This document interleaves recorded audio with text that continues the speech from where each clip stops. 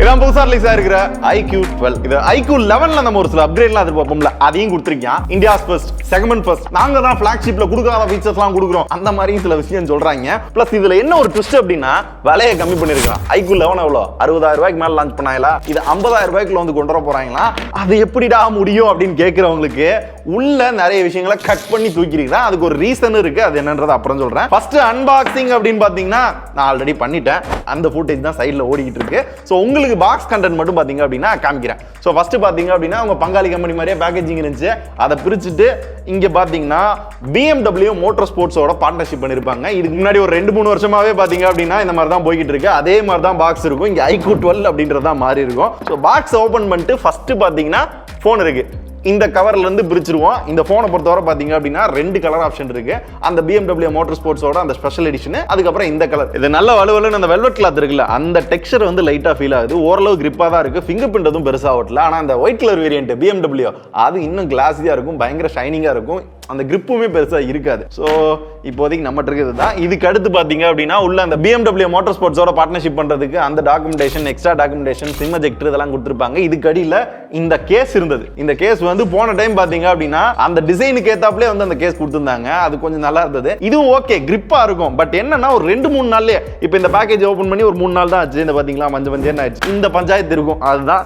So அதுக்கப்புறம் என்ன இருக்கு, உள்ள ஒரு சார்ஜரு, அதுக்கான சார்ஜிங் கேபிள். இந்த சார்ஜர் பாத்தீங்க அப்படின்னா 120 வாட்ஸ், அதே மாதிரி தான் போன வட்டம் மாதிரி தான் கொடுத்துருக்காங்க. ஸோ லிட்ரலி போன வருஷம் எப்படி இருந்துச்சோ அதே மாதிரி தான் அன்பாக்சிங் இருக்கும். இந்த போன் மட்டும் தான் மாறி இருக்கும். இதுல எனக்கு ஒரு சின்ன டவுட் இருக்கு. ஆக்சுவலா ஒரு 3 வருஷமா பாத்தீங்க அப்படின்னா BMW மோட்டார் ஸ்போர்ட்ஸோட பார்ட்னர்ஷிப் பண்ணி இந்த போன்ஸ் வந்து நாங்க கொண்டு வரோம் அப்படின்றாங்க.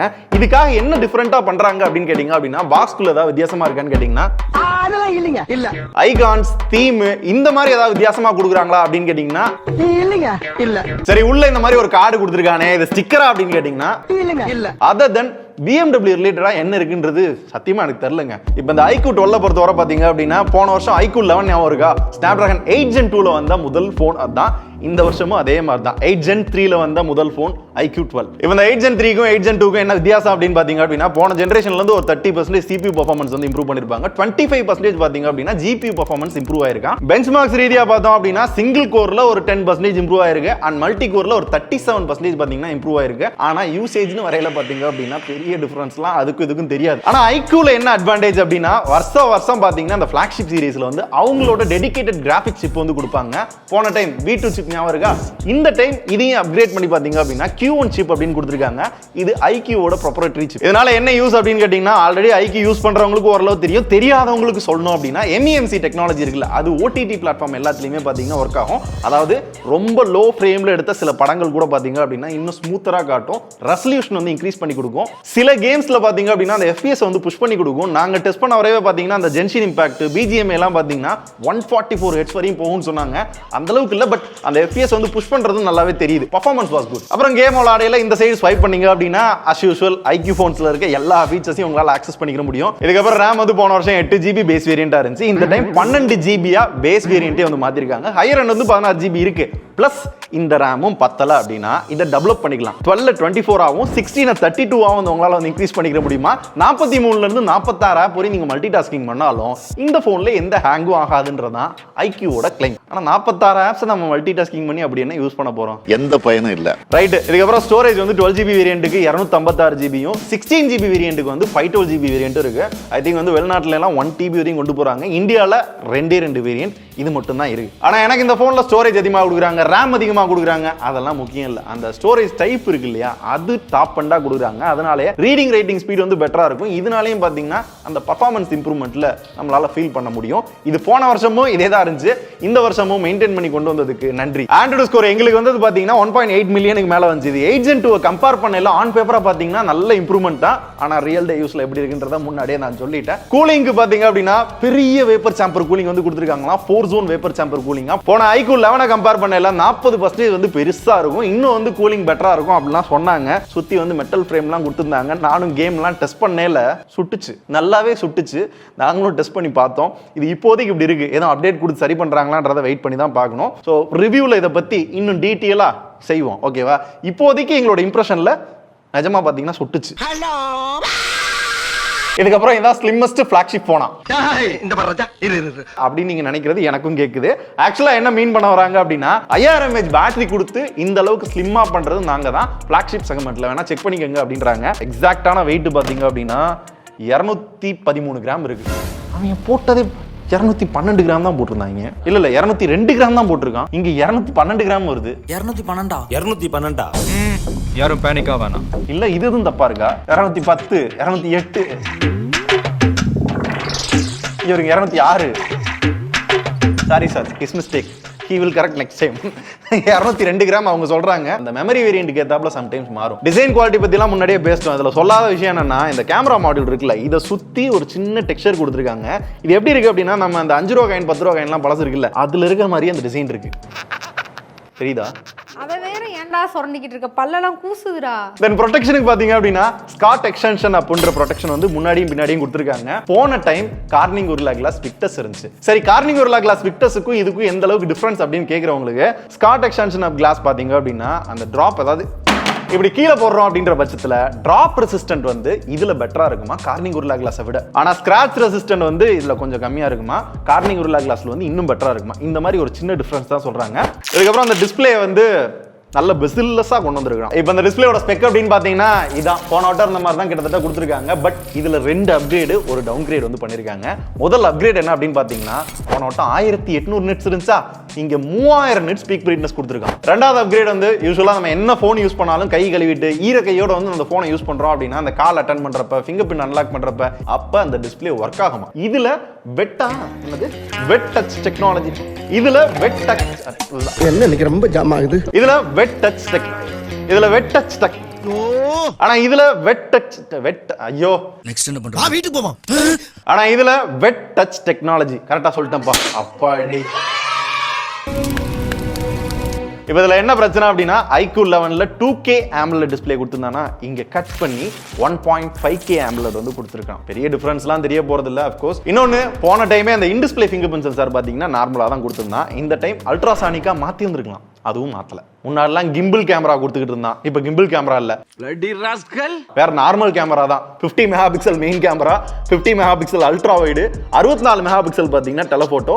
2 கேமரால பாத்தீங்கன்னா OIS சப்போர்ட் இருக்கு. அது ஒரு அட்வான்டேஜ். ஆனா முன்னாடி மாதிரி ஏன் கிம்பிள் கொடுக்க மாட்டான்றதான் எனக்கு ஒரு கவலையாவும், ஒரு ஏன் அப்படின்ற ஒரு கேள்வியாவும் இருக்கு. ஏன் அது வந்து இந்த ஸ்பெக்கை வந்து ஸ்பெக் ஷீட்ல பார்த்த உடனே ஒரு போட்டோ எடுத்து பார்க்கணும் அப்படின்னு இந்த போட்டோ எடுத்தேன். நம்ம பிரசனா எடுத்தப்ப ஜூம் பண்ணி பார்த்தோம் அப்படின்னா இன்டோர் போட்டோ கூட ஓரளவு கிளாரிட்டி இருந்துச்சு, டீடைலிங் இருந்துச்சு. சரி, இதோடயே போய் நாங்க ஒரு படம் பார்க்க போனப்ப அங்க சில போட்டோஸ் இருந்தோம். அந்த போட்டோ தான் பாக்குறீங்க.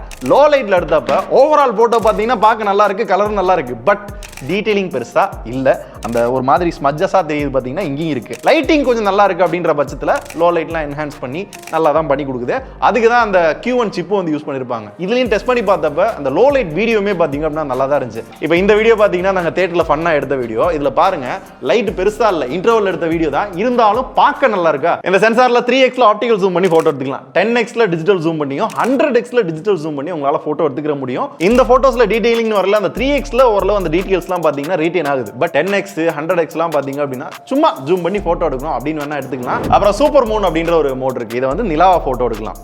அகைன் அங்க தான் வராங்க. இதை தவிர்த்து ஆஸ்ட்ரோ போட்டோகிராஃபி இருக்கு. ப்ரோ மோட்ல போட்டோ எடுத்துக்கலாம். ஃபிஷ் ஐ மோட்ல வந்து உங்களால போட்டோ எடுத்துக்க முடியும். அதுலயும் 2-3 ஆப்ஷன் கொடுத்து வச்சிருப்பாங்க. டில் ஷிஃப்ட் இருக்கு, லாங் எக்ஸ்போஷர் இருக்கு. வீடியோன்னு வரையில 8K 30 FPS சப்போர்ட் இருக்கு. அது போன வருஷம் இருந்துச்சு, மோஸ்ட்லி யாரும் யூஸ் பண்ண போறது இல்ல. பட் கொடுத்துருக்காங்க அப்படின்றது குட். காமனா நம்ம எடுக்கிற 4K 60 FPS சப்போர்ட் பண்ணுது. OIS சப்போர்ட் இருக்குன்றனால வீடியோ ஸ்டெபிலிட்டியும் நல்லா இருந்துச்சு. அது டெலபோட்டோல எடுக்கிறப்ப நல்லா இருந்துச்சு. ஏன் அப்படின்னா அதுலயும் வந்து OIS இருக்கு. அல்ட்ரா வைட் ஆங்கிள் போன டைம் கொஞ்சம் ஒரு மாதிரி இருந்தது. பட் இந்த டைம் வந்து நல்ல சென்சார் யூஸ் பண்ணிருக்கனால ஓரளவு டீடைலிங் பெட்டரா இருக்கு. கலர்ஸ் வந்து அதே மாதிரி மெயின் சென்சார்ல என்ன இருக்கோ அதே மாதிரி இருக்கு. அப்புறம் மோஸ்ட்லி நிறைய போன்ல இல்லாத மேக்ரோ மோட் இது இருக்கு, நிறைய போன்ல இருக்கு.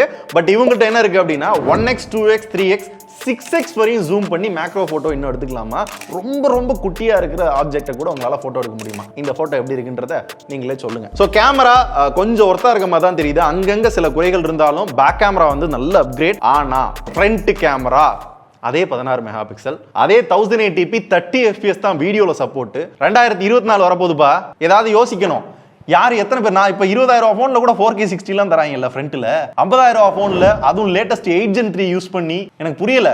வீடியோ ஓகே, ஆனா 1080p 30 வச்சு எத்தனை நாள் எதுக்கு இதை நான் யூஸ் பண்ண போறேன்? சொல்ல முடியாது. ஆனா இதுல நான் ரொம்ப பெரிய பாசிட்டிவா பாக்குறது என்ன அப்படின்னா, பிக்சல் போன்ஸை தவிர out of the box Android 14 வர ஒரே போன் இப்போதைக்கு பாத்தீங்கன்னா இதுதான். ஃபண்டச் OS 14 மேல ஆண்ட்ராய்ட் 14 வந்து கொடுத்துருப்பாங்க. 3 வருஷம் சாஃப்ட்வேர் அப்டேட், 4 வருஷம் செக்யூரிட்டி பேட்ச், அதெல்லாம் கன் மாதிரி வந்துரும். OS ஃபீச்சர்ஸும் நிறைய கஸ்டமைசேஷன் வந்து பண்ணிருக்காங்க. முதல்ல வந்து பாத்தீங்கன்னா இந்த கைனெட்டிக் வால்பேப்பர், இந்த ஃபிளார் இருக்கா, நம்ம நடக்க பாத்தீங்க அப்படின்னா அந்த ஸ்டெப் கவுண்ட்டுக்கு ஏத்தாப்புல வந்து அப்படியே மலர்ற மாதிரி வந்து வச்சிருப்பாங்களாம். அது தவிர அந்த லாக் ஸ்கிரீன் இருக்குல்ல, இதை வந்து கம்ப்ளீட்டா வந்து கஸ்டமைஸ் பண்ணிக்க முடியும். ஆனா இந்த வால்பேப்பர், இந்த லாக் ஸ்கிரீன் கஸ்டமைசேஷன்லாம் பார்த்திருக்கீங்கல்ல, அங்க இருந்தா எடுத்திருக்காங்க.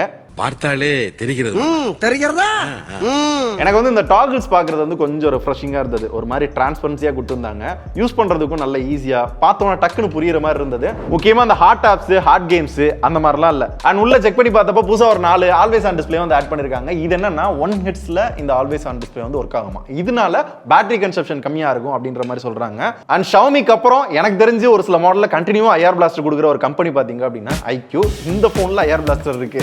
லைக் உங்கள்கிட்ட ஏசி, டிவி ஏதாவது ரிமோட்ல கண்ட்ரோல் பண்ற ஆக்சசரிஸ் இருக்கு அப்படின்னா அதை வந்து இப்படி ஆன் பண்ணிக்கலாம். இதுக்கப்புறம் போன டைம் வந்து IP ரேட்டிங் வந்து மிஸ் பண்ணாங்க. இந்த டைம் IP ரேட்டிங் இருக்கு, IP64 ரேட்டிங் இருக்கு. இதை பத்தி சிம்பிளா சொல்லணும் அப்படின்னா, தண்ணி ஏதாவது மழைகளை பெய்யுது அப்படின்னா அந்த டைம்ல யூஸ் பண்ணல எந்த பிரச்சனையும் ஆகாது. தண்ணிக்குள்ள முக்குறீங்க அப்படின்னா பிரச்சனை ஆகும். டஸ்ட் ரெசிஸ்டன்ட் நல்லா இருக்கும். வேற என்ன மிஸ் பண்ணிருக்கோம்? ஸ்பீக்கர் சொல்ல ரைட்டு, டூயல் ஸ்டீரியோ ஸ்பீக்கர் கொடுத்துருக்காங்க.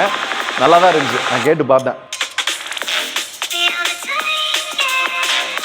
ஃபைனலா அதர் ஃபீச்சர்ஸ் அப்படின்னு பார்க்கல வந்து ப்ளூடூத் 5.4 வந்து கொடுத்துருக்காங்க. Wi-Fi 7 யூஸ் பண்ணிருக்காங்க. ஹாப்டிக் வந்து எக்ஸ் ஆக்சிஸ் மோட்டர் வந்து யூஸ் பண்ணிருக்காங்க. ஹாப்டிக் நல்ல ஃபீல் ஆகுது. சார் வேல்யூ நல்ல கம்மியா தான் இருக்கு. ஹெட்டுக்கு பாத்தீங்கன்னா 0.99 இருக்கு அண்ட் பாடிக்கு பாத்தீங்கன்னா 0.80 இருக்கு. ஆல்மோஸ்ட் எல்லாத்தையுமே சொல்லிட்டேன்னு நினைக்கிறேன். விலையை தவிர விலை வந்து iQOO 11 வந்து 60,000 ரூபாய்க்கு லான்ச் பண்ணாங்களா, இங்க 50,000 ரூபாய்க்கு கொண்டதுக்கான காரணம் என்னன்றது உங்களுக்கு வீடியோ பார்த்தப்பே புரிஞ்சிருக்கும். நிறைய விஷயங்களை கட் பண்ணி தூக்குனாங்க, சில பஞ்சாயத்து இருந்துச்சு.